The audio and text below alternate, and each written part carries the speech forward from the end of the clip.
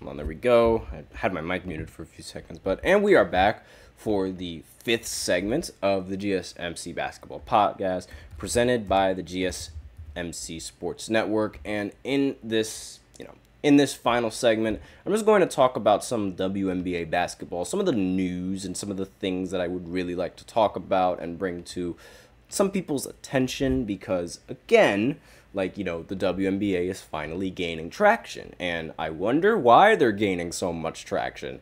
It's almost like there's a certain player that everyone wants to watch. I say it so ironically and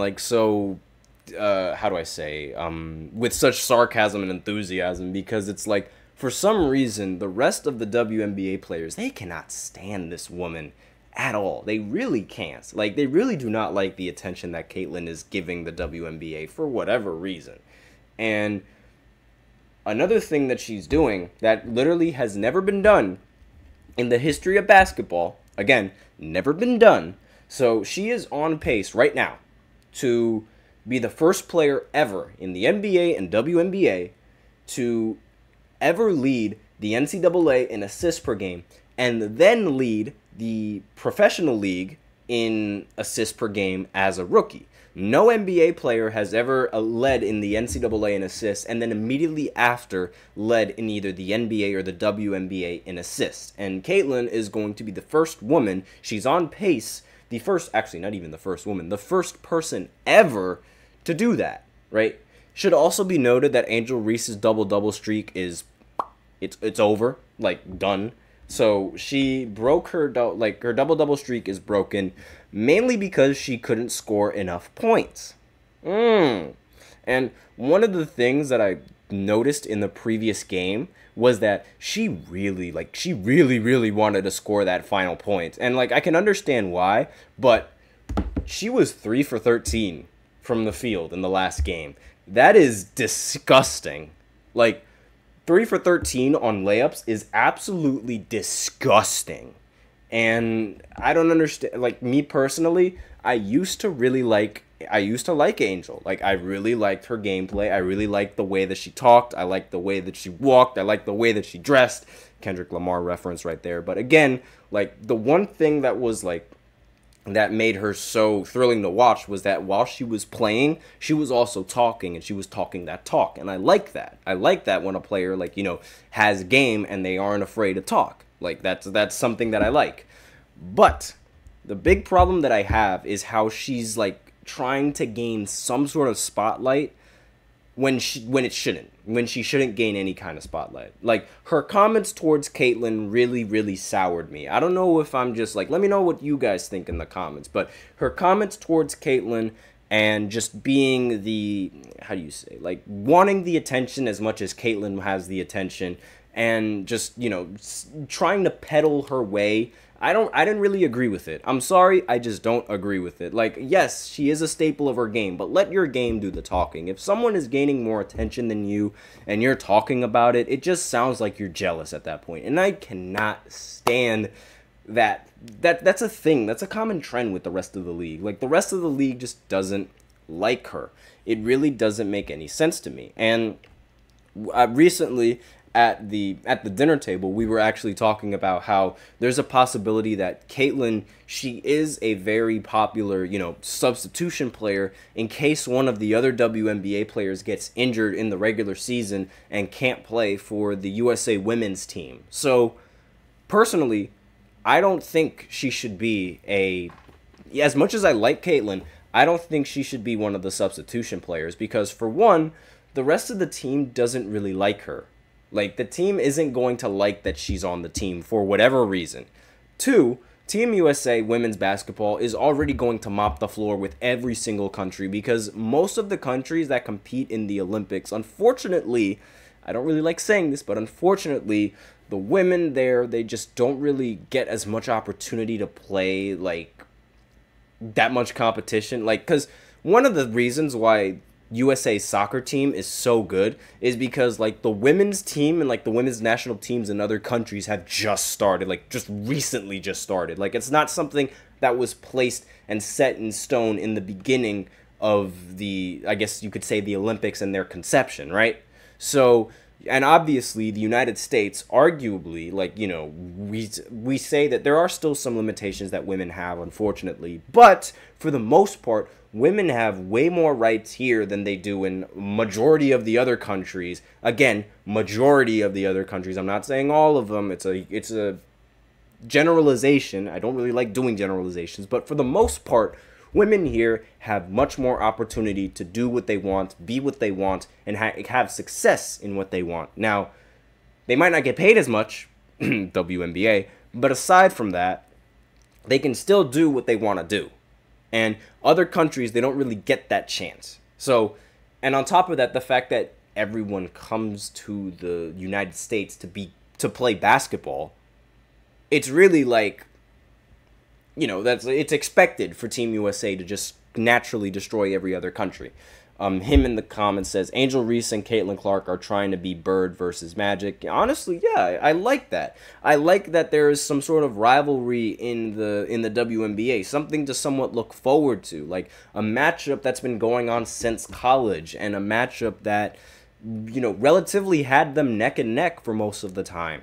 And, I still think that Angel Reese got benefited by having some better players than Caitlin. But aside from that, like, it's a rivalry. It's something that makes the team much more competitive. I don't like the comments that they give with each other, because while Larry and Magic, they were a rivalry, they at least respected each other's game, and they respected what each of them brought to the game. That's something that the NBA players, they always do with all of the athletes. Like, you have not heard not a single person say anything bad about Victor Wembanyama.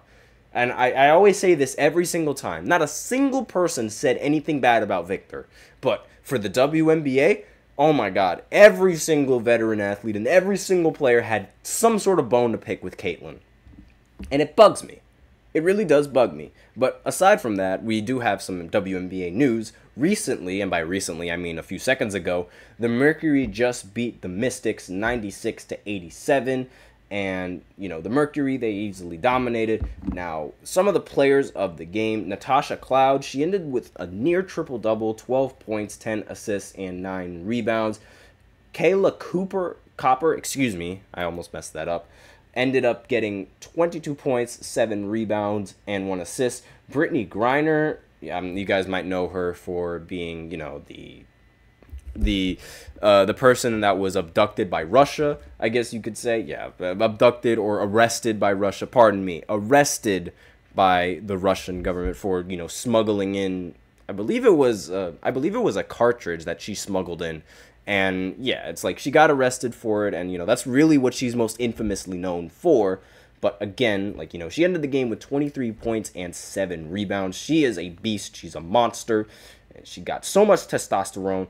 And there was also Diana Taurasi, who is, in my opinion, not my favorite player, because she was the one that originally started the dislike towards Caitlin. Like, when people were literally in the beginning, she was the one saying, like, it's a really tough league, we're not gonna get all the easy stuff, this, that, and the other. And it should be noted that Caitlin has gotten double teamed at half court more than any female player that I've ever seen. Like, I have never seen any female be, and I'm speaking into the microphone, that's why you guys can barely see me. I have never seen a single female, like, get doubled as much as this woman gets doubled. But I digress. Him in the comments, he says, who do you predict will win the MVP first? Obviously, it's going to be Caitlin. Like, no question about it. She should be the MVP right now. No. But really, it will be Caitlin. I mean, like, she's definitely going to win Rookie of the Year this year. She's going to win the MVP first. And, just off of this year and from what I've seen, Caitlin brings a lot more value to the team than Angel Reese brings value to her team. As unfortunate as that may sound to those Angel Reese fans, Caitlin does a lot more on the court, brings a lot more value to the team, and, as a result of that, should be the most valuable player. Now, unfortunately, most of the time, the MVP, at least for the NBA, it's awarded to the best player on the best team. Now, I have no idea if that's, like, usually the same case for the WNBA, but I would imagine it would be the same case, because that's how you determine value. Best player on the best team, best player on the winning team, this, that, and the other. But again, I would rather, I think it's Caitlin, because, she makes her teammates better. Her teammates can't catch the ball to save their lives, but she makes them better, and she demands double coverage. Now, the only thing that's really preventing her from being the best guard ever is her coach, in my opinion. Like, I think her coach is just holding her back to some sort of degree. And I could go on and on about, like, just the problems that the Fever have, but it's the problems that are sort of expected when you're being drafted first overall, because, again, you're being put in a situation where either the team or some of the players or some of the coaches just aren't the best because they were arguably one of the worst teams. But that's all that I really have on the WNBA news. I mean, not really much that needs to be talked about aside from the fact that, the Fever are actually winning now, and, Caitlin is still on pace to doing something absolutely historic. But, I mean, a rookie leading the entire league in assists, come on. When has that ever been done? But aside from that, we are out of time for this final segment, and that is all that I have for you guys on this podcast. So thank you so much for tuning in to... Oh, wait just a second. There is one more comment in. So him says, I think that it will be Angel Reese only because she averages more stats in different categories, like Kobe getting robbed to Steve Nash.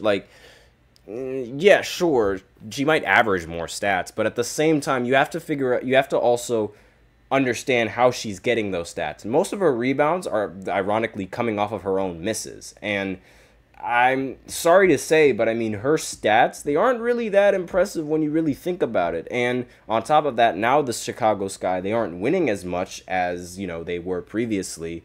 So, again, I'm going to go ahead and look at the roster again just to, look at the stats, because I don't really see her stats as that impressive. Again, 13 and 12, most of the time, she's not even shooting 50% from the field. Think about that. She's taking nothing but layups, and she can't even shoot 50% from the field. She's averaging 13 and 12, sure, but again, when you look at the efficiency, it's like, ew, what is that? And when you look at Caitlin Clark, now I'm trying to get her stats. Give me a second. Hold on.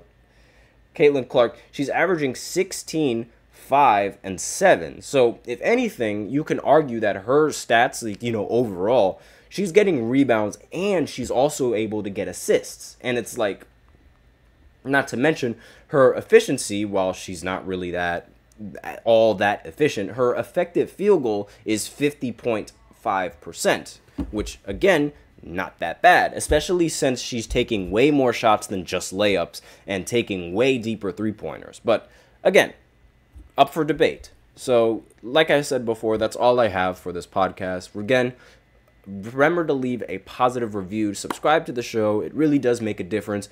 We also invite you to follow us on Facebook, Twitter, TikTok, and Instagram for more content and updates. And as usual, remember to use the link in the description to get your comments recognized, or the link displayed below the ticker on every show segment. That is gsmcpodcast.net. Really helps the show, makes it more interactive between myself and you guys. That is all I have for you today on this segment. Thank you so much for tuning in. I am your host, Nelson, and as always, take care. I'll see you guys tomorrow, where I'm actually going to be watching the game, Team USA. I'm actually going to be watching them play this time, as opposed to just, me completely forgetting that they played at 12 o'clock. So I'll see you guys tomorrow. Take care.